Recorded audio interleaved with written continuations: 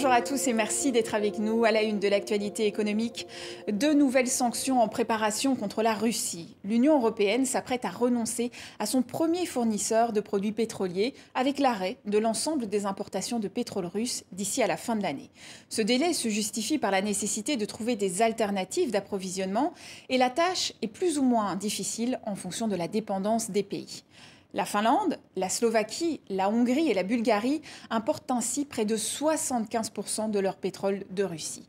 Ce niveau est compris entre 50 et 75% pour la Pologne et la Lituanie, entre 25 et 50% pour l'Allemagne, les Pays-Bas et la République tchèque, et c'est moins de 25% pour la France.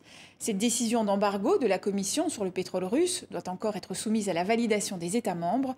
De son côté, l'OPEP, les pays producteurs de pétrole et leurs partenaires ont annoncé ce jeudi augmenter légèrement leur production. Le marché européen de l'automobile vient de connaître les 3 pires mois de son histoire, avec seulement 2,2 millions de véhicules vendus, soit une baisse de plus de 12% sur un an. En cause, des problèmes de logistique, la pénurie de semi-conducteurs ou encore la fermeture des usines de fournisseurs ukrainiens. Malgré ce marché en berne, les voitures hybrides et électriques ont le vent en poupe. Une partie des constructeurs les ont d'ailleurs privilégiées car elles sont souvent plus rentables. Les ventes de voitures 100% électriques sont donc en hausse de plus de 53% sur un an. Après avoir conquis les principaux marchés comme l'Allemagne ou encore la France, les ventes d'électriques explosent désormais en Espagne, en Roumanie et en Pologne. Seule l'Italie a vu ses ventes fléchir dans l'attente de nouveaux bonus à l'achat. Direction le Soudan maintenant, où les tuk-tuks se mettent aussi à l'électrique. Le prix de l'essence a doublé depuis le putsch militaire d'octobre et l'inflation caracole à plus de 250%.